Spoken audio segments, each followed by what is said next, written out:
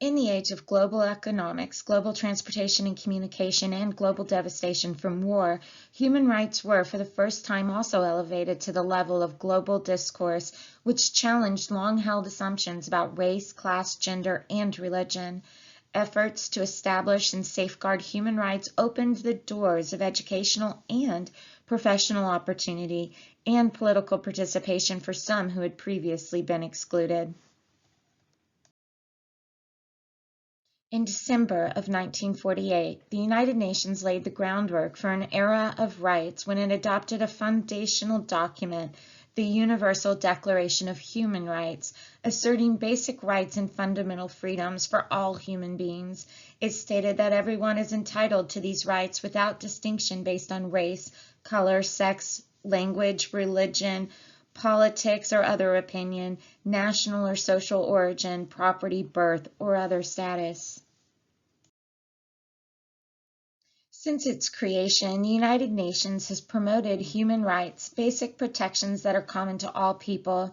As part of its humanitarian work, the UN created the United Nations International Children's Emergency Fund, or UNICEF, in 1946 to provide food for children in Europe who were still suffering more than a year after the end of World War II.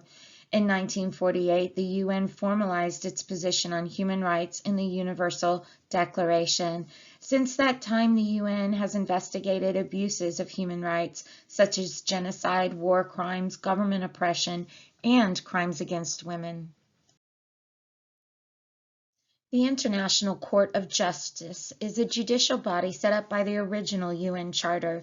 It settles disputes over international law that countries bring to it. Also called the World Court, it has 15 judges, and each must be a citizen of a different country. It often deals with border disputes and treaty violations. Another main aim of the UN is to protect refugees, people who have fled their home countries. In times of war, famine, and natural disasters, people often leave their country and seek refuge in a safe location. Working through sub-agencies such as NGO or non-government organizations, and the agency UNHCR, or the United Nations High Commissioner for Refugees, the UN provides food, medicine, and temporary shelter. Among the earliest refugees the UN helped were the Palestinians who fled the disorder when the UN partitioned Palestine to create the State of Israel in 1948. On January 21, 2017, the day after Donald Trump's inauguration as president, the Women's March on Washington, D.C. drew about 500,000 demonstrators, standing up for women's rights and other concerns. However, the march drew even more power from the millions more who took part in locations on every continent around the globe. As many as 5 million people stood together that day, representing a global solidarity for women's rights. The march was the most dramatic sign of global feminism, but other landmark events since 1900 had done their part to solidify the movement. In 1979, Convention on the Elimination of All Forms of Discrimination Against Women outlined many rights and protections that are cornerstones of global feminism: the right to vote and to hold office, the right to freely choose a spouse, the right to access the same education as men, and the right to access family planning resources and birth control. Discourse on the rights also became part of cultural movements. For example, the Negritude movement, which took root primarily in French West Africa, emphasized pride in blackness and the rejection of French colonial authority and the right to self-determination. Some wrote poems about the beauty and uniqueness of African culture. During the 1920s and the 1930s, American intellectuals such as W.E.B. Du Bois, Richard Wright, and Langston Hughes wrote movingly about the multiple meanings of blackness in the world. What many now refer to as Black Pride of the 1960s had its roots much earlier on. Inherent rights became a focus of religious ideology as well. Liberation theology, which combined socialism with Catholicism, spread through Latin America in the 1950s and 1960s. It interpreted the teachings of Jesus to include freeing people from the abuses of economic, political, and social conditions. Part of this liberation included giving some wealth from the rich to the poor. In many countries, military dictators persecuted and killed religious workers who embraced liberation theology. However, advocates of liberation theology had a few notable successes. In Nicaragua, they helped a rebel movement topple a dictator and institute a socialist government. In Venezuela, President Hugo Chavez was deeply influenced by the movement.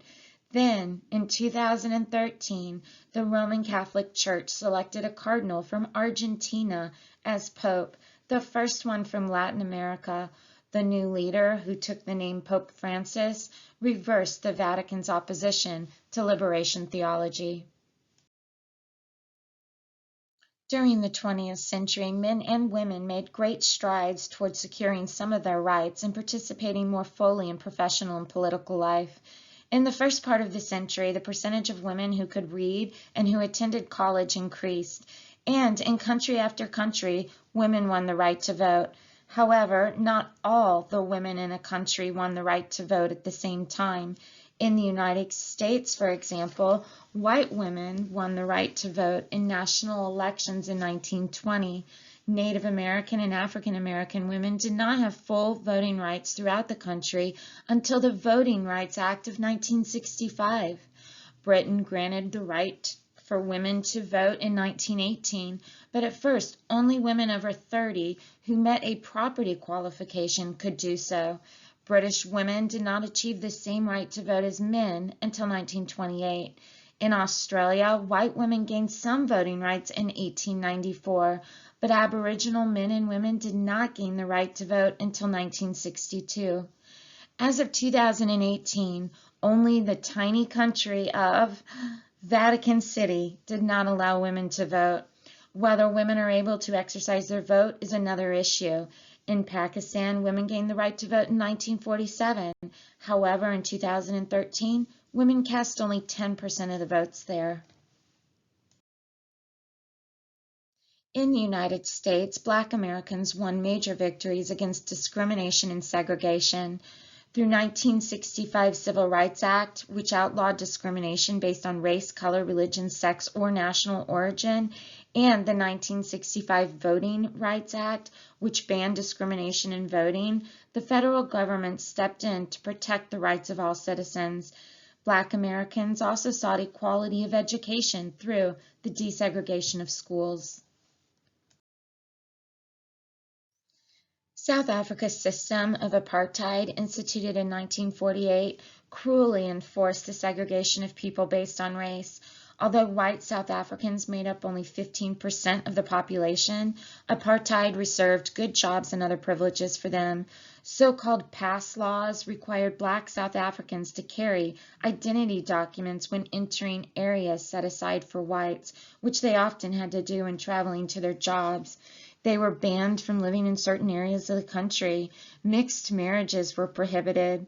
And although South Africa had over 11 major languages, classes for Black Africans were taught only in Afrikaans, the language of many of the white South Africans who ruled the nation.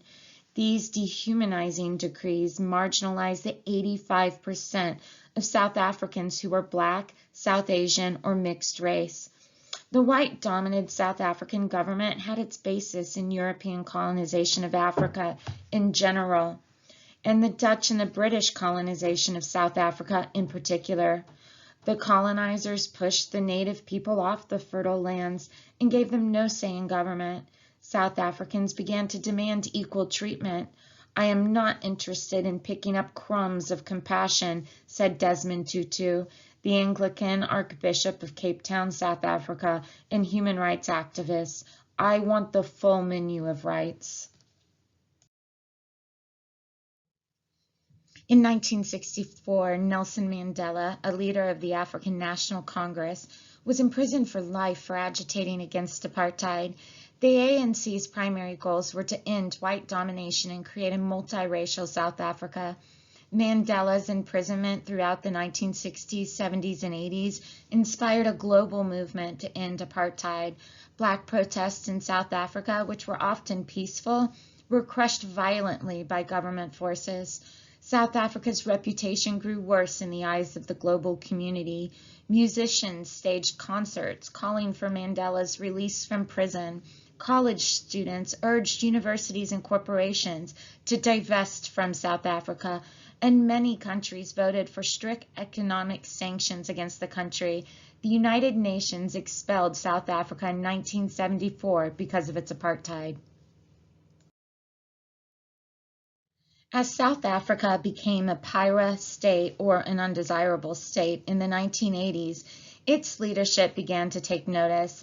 Mandela himself began negotiations with the government in 1986 while still in prison. In 1989, F.W. de Klerk became the nation's acting president. He recognized the need for change. Within 6 months, de Klerk announced Nelson Mandela's release from prison. Although euphoria was high in the weeks following Mandela's release, apartheid remained the law of the land. Police violence against protesters persisted, which stalled negotiations between Mandela and de Klerk. However, a series of reforms in the 1990s ended apartheid. In 1994, South Africa held its first free elections and rejoined the United Nations. The African National Congress won the majority of seats in Parliament. The Government of National Unity was established with the ANC members in the majority. On May 10, 1994, Nelson Mandela was sworn in as president, South Africa's first black leader. Immediately, the Government of National Unity set up the Truth and Reconciliation Commission. Unlike the Nuremberg trials that sought retribution for crimes against humanity committed by the Nazis during World War II, the TRC sought to restore and establish an atmosphere of trust in the new multiracial South Africa. The TRC organized a series of 19 public hearings designed to expose the truth of human rights violations that had occurred during apartheid, while at the same time granting amnesty to members of the apartheid regime who agreed to testify. The fight for civil rights was also a global effort as people from different races and social classes began to demand equality. In India, a 1949 constitution outlawed discrimination against the Dalits, also known as the Untouchables. Pakistan outlawed discrimination against the Dalits in 1953. Before then, many people believed that being touched by a Dalit required the person who was touched to undergo a cleansing ritual. People in India and Pakistan continued to discriminate against Dalits until well into the 21st century. To open doors of opportunity to social groups or castes that had faced historical discrimination, the government of India established the caste reservation system. Through this system, the government guaranteed that a certain percentage of government and public sector jobs and enrollment in higher education would be set aside for people whose caste was conferred an underprivileged life. After the economic reforms of the late 1980s and 1990s, China quickly became an economic powerhouse.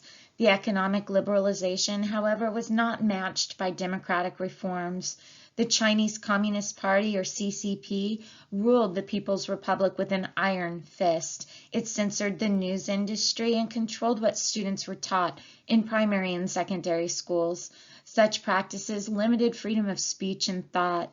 The CCP also required all non-state organizations and groups to register with the government. International non-governmental organizations, or NGOs, were not free to operate in China unless they were willing to undergo strict regulation. Opposition political parties did not stand a chance in China's governing system, although some debate was allowed in the legislative process. Overall, however, the governing system was designed to thwart all challenges to the CCP's authority. How could the CCP have such power? The communists had controlled China since 1949. The government owned and controlled all industries. Government officials had killed or imprisoned those who had spoken out against previous government actions, such as the Great Leap Forward. Chinese intellectuals and students had a history of protesting against the government based on the May 4th movement in 1919. In the spring of 1989, pro-democracy activists organized a public event mourning the death of a sympathetic high official. The protesters demanded a chance to speak with Chinese leaders about freedom of the press and other reforms. After the Chinese government refused to meet with the activists, citizens in more than 400 Chinese cities staged sit-ins, refused to attend classes, and began hunger strikes. Hundreds of thousands of students, professors, and urban workers staged a massive protest in Beijing's Tiananmen Square. After 7 weeks of protests, the government declared martial law. It sent troops armed with tanks and assault weapons into Beijing. Citizens responded by setting up barricades to block the troops. On June 4, 1989, the army arrived in Tiananmen Square and attacked the unarmed protesters. The Chinese government claimed that nobody died in Tiananmen Square that day. No mention of the event was included in school text, and the government blocked all websites that discussed the Tiananmen Square incident and human rights abuses in China. However, estimates by Amnesty International, the International Red Cross, and the New York Times indicated that anywhere from several hundred to a few thousand civilians were killed.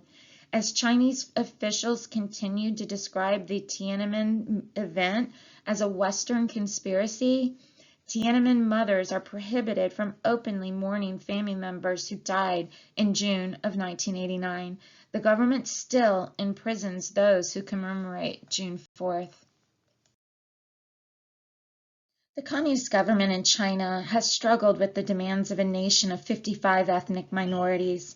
Some prominent examples were calls by Tibetans for more autonomy or independence, and complaints of the Uyghur people concerning religious and political discrimination in the Northwest. In 2011, some of the Mongolian people in China protested against the high number of Han Chinese who had moved into Inner Mongolia, an autonomous region of northern China, and disrupted their pastoral way of life.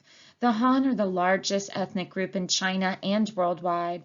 The Mongolians protested the environmental damage that came with settled agriculture, strip mining of coal, building of highways, damming of rivers, and overgrazing of land. People realize that part of securing their rights in a globalized world is to claim their environmental rights to clean water and air and sustainable planet with biodiversity. A number of organizations try to identify and achieve goals towards guaranteeing those rights. Starting in 1970, citizens in the United States designated April 22nd of each year as Earth Day, a day for people to focus on environmental awareness. Organizers hope to highlight recycling, developing alternative energy, eating locally grown organic foods, and passing anti-pollution legislation. Today, about 174 countries observe and participate in Earth Day activities with the Earth Day Network, an environmental advocacy group. Founded in 1971 as an organization to advocate for the environment, Greenpeace grew into a multinational agency with offices in more than 55 countries. It battles deforestation, desertification, global warming, the killing of whales, and overfishing. Greenpeace has engaged in lobbying and education, but it became famous for its direct actions, such as confronting whale boats in the ocean.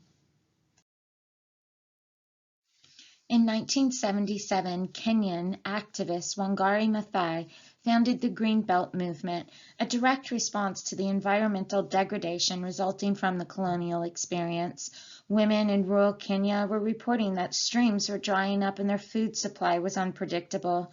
The Green Belt movement helped women work together to plant trees to improve the soil and collect rainwater. More than that, however, Dr. Maathai and the Green Belt movement helped women see their capacity for making changes through participation in public life rather than leaving decisions to others. To counterbalance the strictly commercial interests of the powerful World Trade Organization, organizations from around the world combined resources to create the World Fair Trade Organization, or WFTO, in 1989. Member organizations subscribe to the following 10 principles of fair trade, and the WFTO monitors its members to make sure they follow these principles. First, creating opportunities for economically disadvantaged producers. Second, transparency and accountability. Third, fair trading practices. 4, payment of a fair price. 5, ensuring no child labor or forced labor. 6, commitment to non-discrimination, gender equality, and freedom of association. 7, ensuring good working conditions. 8, providing capacity building. 9, promoting fair trade. And 10, respect for the environment. Now ask yourself how many American corporations follow all 10 of these things.